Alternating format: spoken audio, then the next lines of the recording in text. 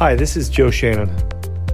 I'm a lawyer, a husband, a father of 6 kids, and I also host a podcast called Opening Statement with Joe Shannon. Please consider listening to our podcast on YouTube, Spotify, and Apple, and any other folks that host podcasts. Just Google Joe Shannon and podcast, and you'll find it. I hope you enjoyed the show.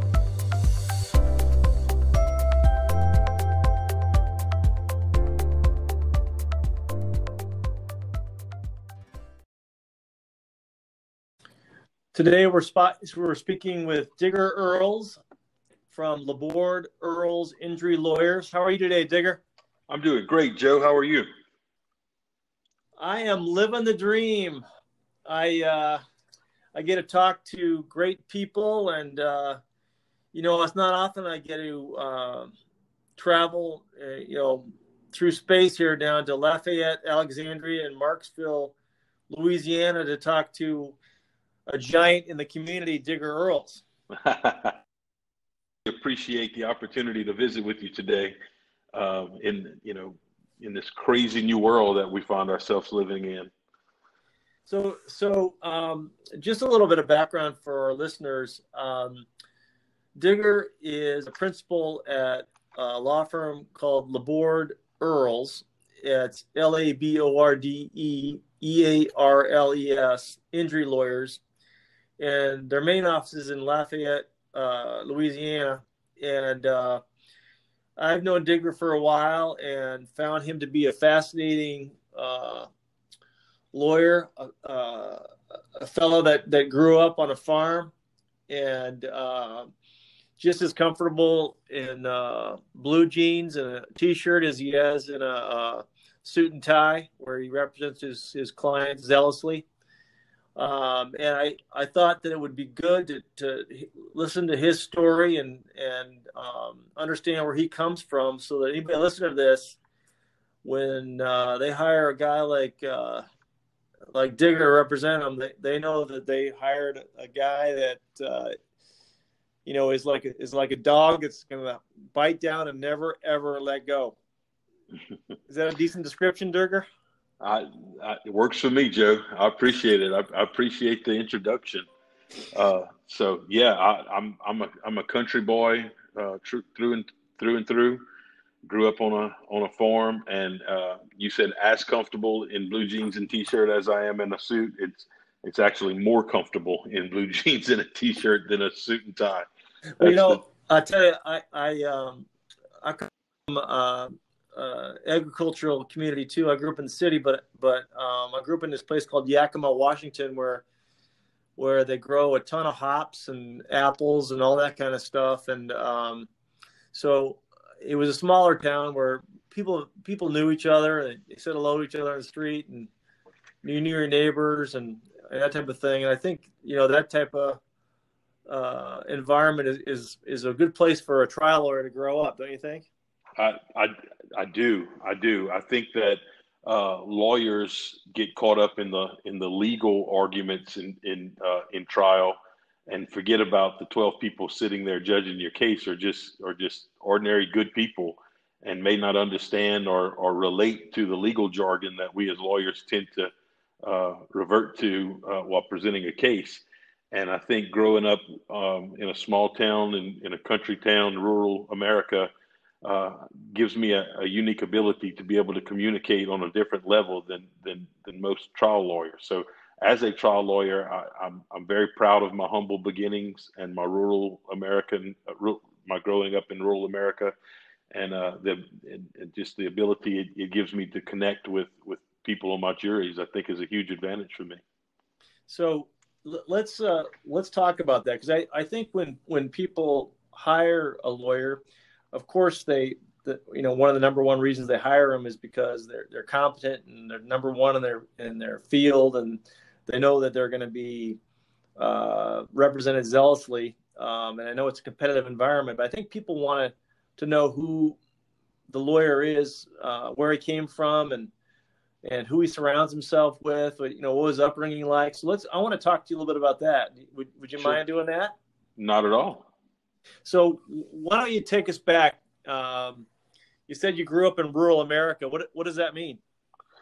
So I grew up family farm, and for many generations, every single person in my family has become a farmer and has taken over the farm that's been handed down from generation to generation. And I'm the first one to break the mold. So my dad still farms. My brother farms with my dad, but I wanted out. I knew early on that life wasn't for me. So I moved on. But I grew up when the nearest town to us people when we went to that town we were going to the city. And I grew up on a farm with no friends around. They all lived in town or on other farms. So I grew up playing with cousins or animals, farm animals, and dogs and stuff around the farm is how I spent my time. What kind of farm was it, Um, Figure? so my farmer and a rice farmer here in Louisiana. So we sugarcane is harvested in the winter months in the fall, and although it doesn't get quite as cold here as it does there, it still can get pretty chilly. And in the rain and cold, wet Louisiana climate, when it gets cold in the wintertime, it's not very pleasant. And in the summertime, it gets really, really hot here. And after college, I went home to farm with my dad. I graduated from college in agribusiness, and that was my plan. And after one sugarcane harvest in those conditions, I said, you know what? I'm way smarter. I'm way too smart for this. I want to. And to be honest with you, my whole life, I never knew what we were praying for, Joe. I'd hear my dad come in and curse because it hadn't rained, and then I'd hear my dad come in and curse because it wouldn't quit raining. So I never knew what we were supposed to be praying for, and I didn't like that uncertainty. So I knew farming wasn't going to You be for know, me.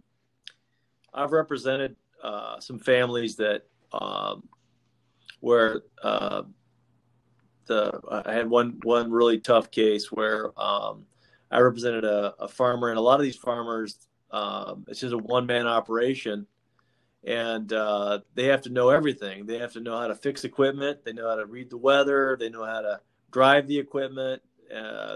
But you got to be a real Renaissance man to be a farmer and understand all those things. It's just to me. There's almost nothing more scientific or mentally challenging and physically challenging than being a farmer. Right, right. It's a different breed, and one that gets overlooked a lot. But I took that farm background and upbringing, and I apply it to my practice of law. And by that I mean my work ethic. There's not many lawyers that are up at very early hours of the morning uh, and working all day and into the night. And it's not that it's just something I've done. I grew up with my dad being at work before I woke up in the morning and coming in at dinner time or after dinner time in the evening, just working all day. And it's all I've ever known. So I kind of apply that same strategy to my law So practice. tell me about that. As far as And I, waking up, for a lot of folks like us that live in a city where a lot of people think that food just comes from a supermarket and they don't understand the chain there. What Tell me what it was like as a kid, grade school, high school for you, working, on a farm, as far as how you had to work and go to school and all that type of stuff. What type of hours were you keeping? So I was very active in 4-H, the 4-H program, and raising animals for 4-H. So my brother and our deal with my dad, we could do those things and enjoy those things, but we had to take care of those animals. So usually we would wake up as the sun came up, and we'd go feed and water our animals, clean the stalls of the horses and cattle. And depending on what all was going on, if they were calving, and we'd take care of the calves, or if whatever needed to be done, we would do. Come back, eat breakfast, go to school, come home and we would work with our show animals, or we would driving tractors in the field, which was on the weekends for sure. We were driving tractors in the field and just helping Dad any way we could. So were you driving before you were 16, Digger? Oh yes, I started driving. I started driving a truck on the farm at about 9 years old, just through the fields. The truck would pull a trailer to fill the planters up, and so the tractor, when we were too young to drive the tractors, we would drive the trucks to keep up with filling the seed in the planters and stuff. So I started early, and I even had my 12-year-old out on the farm this past weekend teaching her how to drive through the pasture. So that Alan Jackson has a song about talking about this old Jeep, four on the floor or something like that, learning to drive in the pasture, and that's exactly what it was like for us. We would take the cars and our trucks and drive through the pastures. Hold up. You're 9 years old. You don't know how to drive a truck? 100%. Oh my God. 100%. I've got an 11-year-old son. Would you mind if I sent him down to Louisiana and have you teach him how to drive a stick shift? Would love it. Now, Joe, I don't want you to have this idea of this fancy new pickup truck that we were driving. These were the oldest, most raggediest vehicles you can imagine that were that we were learning to drive in. So he made that things like this are still able to be driven. No, you know what? I tell you, the one thing that I do like about your story is that you learned a work ethic, physical and mental work ethic at a real early age. That I'm reading a book right now about our first president, George Washington. It's a biography by Ron Chernow. I read a lot of his books whenever they come out, and I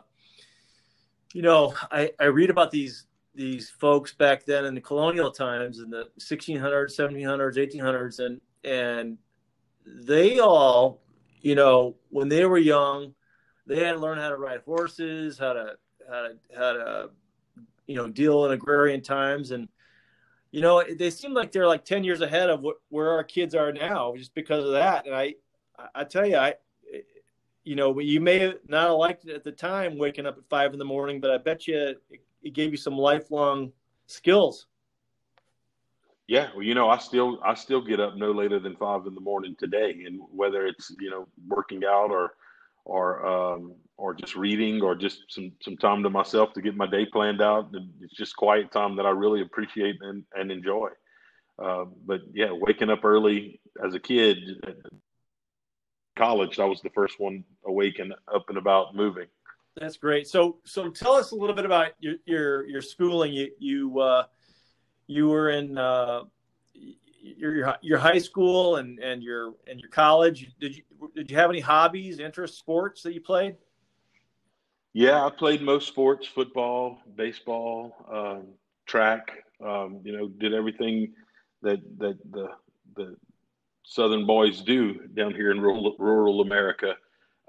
Really loved playing sports, and like I said earlier, the 4-H. I was very active in 4-H and FFA, and just doing what young country boys do. That's great. And then you end up heading out to college. Where did you end up going to college? I went to college at the University of Louisiana in Lafayette, which is where I practice today in Lafayette. My main office is in Lafayette, Louisiana. So that's where I went to college, and just fell in love with the city, and set up shop here after law school when I joined my partner David. Now, where'd you go to law school, Digger? I went to law school at Southern University in Baton Rouge. All right. And that's the capital down there, as I understand it. It is. And so tell me, other than farming, tell me about some jobs that you had that were interesting while you were going to school. Yeah. Okay. So I'm a big outdoorsman. I love to hunt and fish. And so I've always had a job all through high school or grade school. When I working on the farm, when I moved to college, I had to have a job, and I got a job at an outdoor store. It's called Lafayette Shooters, and it's a hunting and fishing outdoor store place. And I was paid a commission on based on what I sold, so I became very good very quickly at convincing people to buy things. So I became a salesman, which I found I really enjoyed becoming a salesman. So I worked there all through school and until I graduated. And that was right there in Lafayette. Yeah, that was in Lafayette. And during the summer, 2 summers, one summer I went home and worked on the farm with my dad. The next summer I went home. I went back home to work on the farm with my dad, and didn't really see eye to eye as a 19-year-old, 18, 19-year-old kid. We didn't really see eye to eye. So one of his friends had a construction company that would put in water and sewer lines. So I got a job working for him for that summer. And water and sewer lines, you dig about a 4 foot trench, and you put the pipe in the ground, and then you push it in, and they continuously digging that trench. And I was down in the hole putting the pipes together as filling in the hole. And southern Louisiana in June and July, the heat down in a 4 foot hole with no air is very very, you learn very valuable lessons. So I knew I didn't want to do that type of work for the rest of my life as well. So, but an interesting part to my story is my first semester out of in college. I went to college and enjoyed the freedom of college, or the freedom that college gave us, and being out of my parents' home a little too much, and didn't do so well. So that next break, my dad put me back working on the farm and in the sugarcane field during the harvest, and he charged me rent to live at his house, and he charged me a note for the vehicle I drove and my insurance. And so we'd work 60, 70, 80 hours a week, and at the end of the week on payday, I didn't have any money left because I owed it all to him. So when I went back to college, I never let up. I never made below a 3.0 after that. You know what? I really like that story because, you had skin in the game at that point. Isn't that right? I had skin in the game. I didn't realize what, I was working my tail off 12 hours a day at least, and had nothing to show for it other than a place to sleep, food to eat, and a vehicle to drive. But so it was a very valuable lesson, and it's also why I make my kids have jobs through high school and college today. One thing that I have seen in my life is you're going to learn the lesson. It's a matter of whether you're going to learn it early or you're going to learn it late. And sometimes, I think as parents, we want to protect our kids, and I think it's just sometimes the worst thing for them, don't you think? I do. Nothing wrong with a little hard work. I was looking, and I was doing a little bit of research on your firm.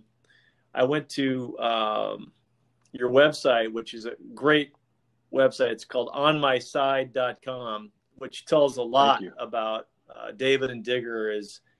Is when you go to their website, you automatically understand that it's about the client, not them. And I'm looking at these unbelievable verdicts and settlements you guys got, and I'm like, there's all these 8-figure settlements, and I'm like, wow, these guys not only are good guys, they do some great work in the courtroom too. But one of the things that I've kind of learned is that those jobs that you had, being in that trench and being out there in the field, we happen to represent a lot of people that work with their hands and manual labor because they're dangerous, very dangerous jobs, and sometimes there's injuries as a result. To be able to understand exactly what that person has done for a living has got to be a real because you were there, has got to be some sort of advantage to you, don't you think? It is not only understanding what those people do for a living, but understanding what it takes to do that job, and understanding that injuries, how that would prevent them from returning to that type of job or that type of work. Unfortunately, blue collar guys, the guys doing the jobs I did in the summertime, construction type work, when you have a serious injury, it makes it nearly impossible to return to that same type of work. So not only understanding what they go through, but understanding how difficult that's going to be to return to uh, is a huge plus for me, to be able to understand what it takes to get those jobs done. So we're back with Digger Earles, and we're talking about some defining moments in his personal life. He shared one about the time that his father asked him kindly to come back home after that first kind of rough period of freedom. Do you have any other ones you'd like to share, Digger? Probably so, Joe, but that's the one that really sticks out in my mind. You know what? It was the roughest. So I've got 6 kids too, and it's so, this whole parenting thing. I'm one of 10 kids, and I try to figure out myself how my mom and dad did it. And one of the things that I remember is that when I was making these huge decisions about where to go to college and law school, and my parents were hands off. I mean, they were just like, they let me grow up. They let me do that thing. And I agree with you. So let's move on to another thing that I want to talk to you about, Digger, is, I was going through your guys' website, and I just, again, there's so many great verdicts and settlements that you guys have been a part of down there in Louisiana. But are there any that stand out for you in your professional life, that were defining moments in your professional life as a lawyer? Yeah, there is. We're really proud of the work we've done, Joe. Especially our trial work. In today's day and age, there's lots of lawyers on TVs or on billboards jumping up and down saying, "In a wreck, get a check," and they're there for the quick payout and the easy money to make a profit and move on and be done with you.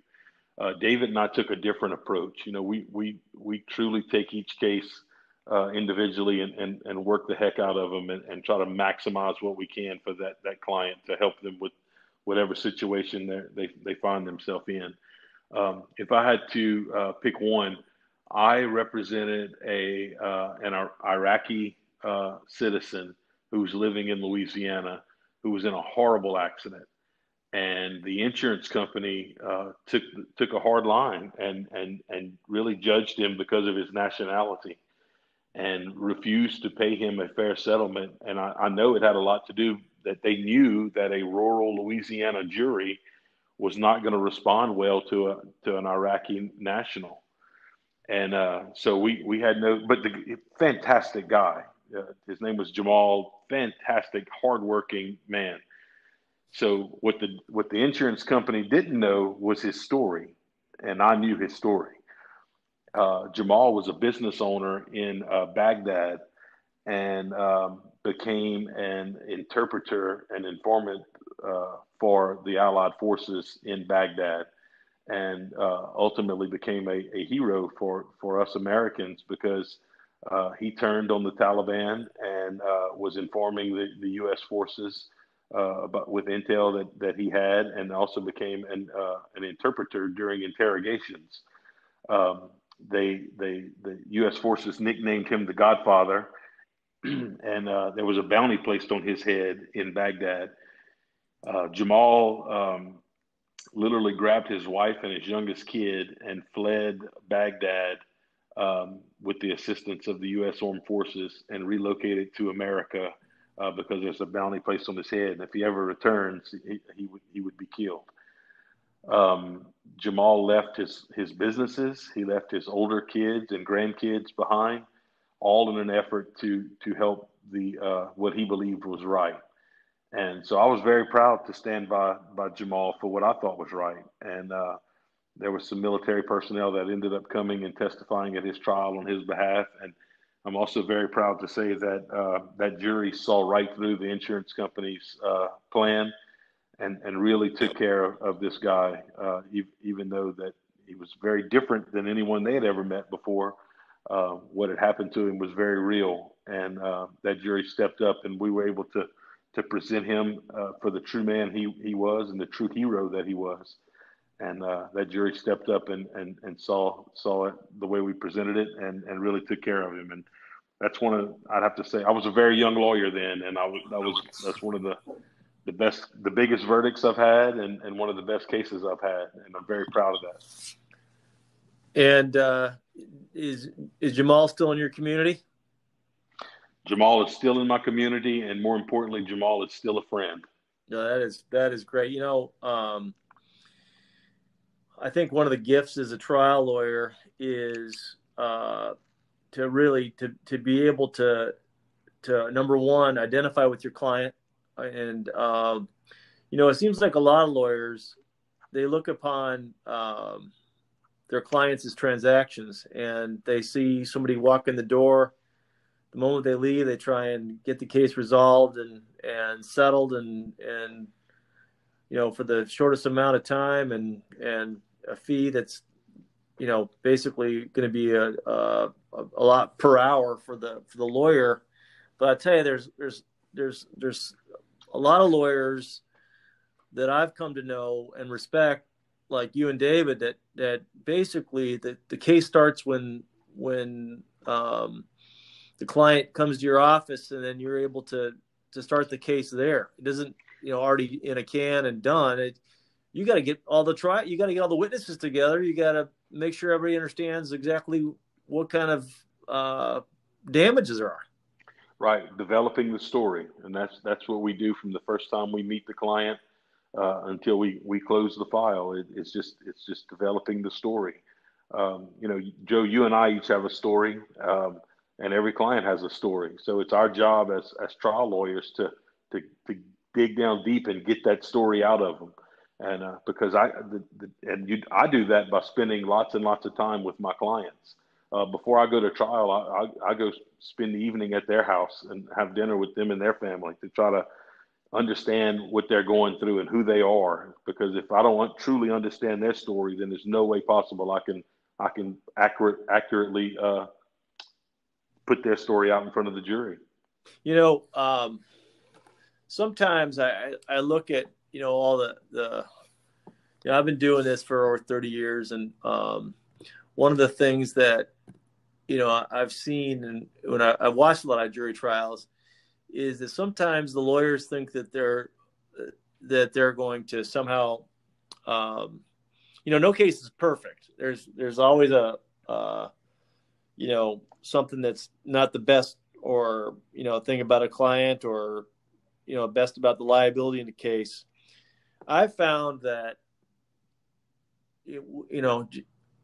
it's important to level with the jury, and they're all people understands that we all have weaknesses and strengths, and they want to know the truth, and they want to know the good parts about the case and the bad parts about the case, and they want to know why they're there, and they want to know how this event.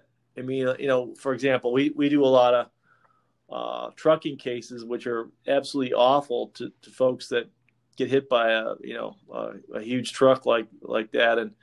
And my feeling is level with them, tell them exactly the good parts and the bad parts, and give them the respect that they deserve to know that full truth, and don't try to hide stuff from them. Absolutely. So I call that fleas on a case, and the truth is every case has fleas. And that's because no one is perfect. We all have something that we've been through in the past that either we aren't proud of, or maybe it's a prior injury when we were younger, there's no perfect case. Every case has issues that need to be worked around. And what we have found is, just as your parents taught you, honesty is the best policy, and developing trust with the jury. And the way you develop trust with the jury is to tell the truth. And if there's an issue with your case or with your client, we have found that very early on, through even voir dire, you expose that truth and you tell them, look, we're not here trying to pull the wool over your eyes. This is what we have, and this is the issues that we face, and these are the issues that we have to overcome. But I also tell that jury that I'm going to prove, A, B, and C to you, and I'm going to prove that the defendants did this, this, and this. And when I do, if I lie to you anytime or mislead you at any time, I want you to put me right out of the courtroom. But if I prove everything to you, I want you to take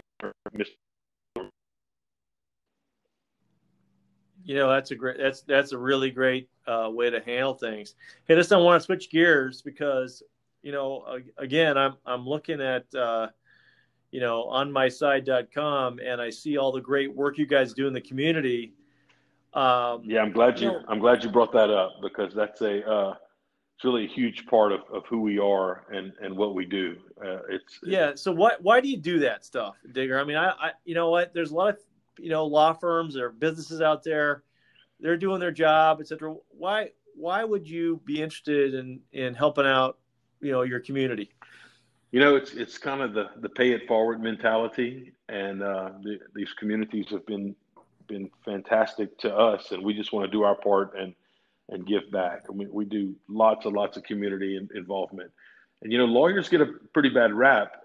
People think of greedy lawyers, and lawyers just take. And we kind of wanted to flip the script. We wanted to just be the true people that David and I really are, the country boys with the small town roots that we are. And we want to give back to our communities in any and every way possible, whether it's through charity work or local festivals or events. I mean, we participate in lots and lots of things, and always looking for an opportunity to be involved and give back in our communities. I saw one that I really liked. It was the one with the bicycles. Yeah. Tell us about that. So we again, always looking for ways to give back and be a part of our community. We created, we call it our Bike It Forward program, kind of on the play of Pay It Forward, as I mentioned earlier. But it's called Bike It Forward. And every year, when schools let out at each of our offices, we give away hundreds of bicycles to needy children.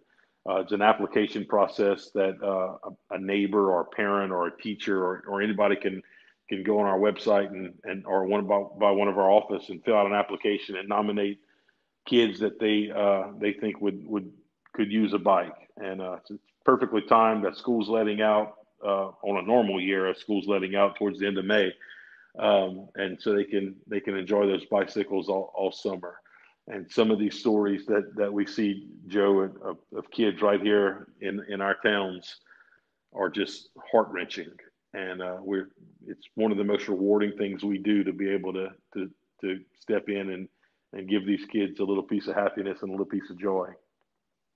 Well, you know what? It seems like to me, just like that 9-year-old kid driving that truck, gives a kid some freedom to go, a little bit, outside his neighborhood, to go see what the world's like on that bicycle, huh? That's right. It's I mean, every kid should have the opportunity to do that, and we're very happy to be able to make that happen for some kids. So some of these kids we've partnered with the local foster community, and but for us giving them a bicycle, they wouldn't have one. So it's a very rewarding experience, and I would encourage any of your listeners to get involved in any way they can in their local communities, giving back in any way they can, because I think that what you give, you get out tenfold. Yeah, and I see you guys do some work with the Boys and Girls Club as well. We do through our partnership with Alvin Kamara. Alvin Kamara is an NFL player for the New Orleans Saints, our favorite team down here in Louisiana. And we've partnered with Alvin to give back to the Boys and Girls Club and the YWCA, some programs that provide some really good programs for young children, underprivileged children. That is great. And then, hey, listen, I'd be remiss if I didn't ask, how you got that nickname, but So that's a really funny story, and this nickname has been both a blessing and a curse to me because when, when there's 10 kids that are being mischievous, and one's named Billy and one name's Tommy, one name's John, and so on, and one's named Digger. Well, guess the only name that the people remember is Digger. But so when I was 2 years old, my grandfather, who was a farmer, and we lived right on the side of my grandparents, my dad's parents, growing up, and I was really close to my grandfather, and I was a very active young man, and I was 2 years old, and I would dig through everything, and he had these cabinets. I'd come in one side and come out the other, throwing everything out, and very rambunctious, and he just said, "You're a digger," and he started calling me Digger, and it stuck. So my priest calls me Digger, my teachers called me Digger, my professors called me Digger, and so the moral of the story: be very careful what you call your kids because those names stick. that's great. That's great. Well, listen, I got to tell you, I could just sit here and talk to you for hours. I think I've got the highest respect for you and your law firm and all the great stuff you do for the folks in Louisiana. And, for those listening and you have an issue down in Louisiana, go see these guys. I'm assuming that when people call you and want to talk to you, but initially they don't have to bring their checkbook, do they, Digger? No. It's free to talk to us. We'll talk to anybody, and we'll actually I'll talk about anything. So it doesn't matter if it's something I do or not. It doesn't cost anything to be kind, and my advice, whatever advice, good or bad, I'll lend it to you for free. I can hopefully help you or point you in the right direction if I can't help you. So, but Joe, I really appreciate the opportunity to come on and talk to your listeners. As you know, through our conversations, we think the world of you and the work that you do. And if anyone ever needs anything down in Louisiana, give us a call or just stop by and have a cup of coffee with us. We'd love to meet you. And then you should also, folks, let's go to onmyside.com. That's onmyside.com. It's really interesting. These fellas have a partnership with Alvin Kamara, who's an outstanding NFL superstar. And they've built a spread joy and a lot of charity to a lot of folks in the South. But again, Digger, thank you so much for taking the time to talk with us, and we'll be reaching out to you soon. Okay, Joe. Have a great day. Stay safe.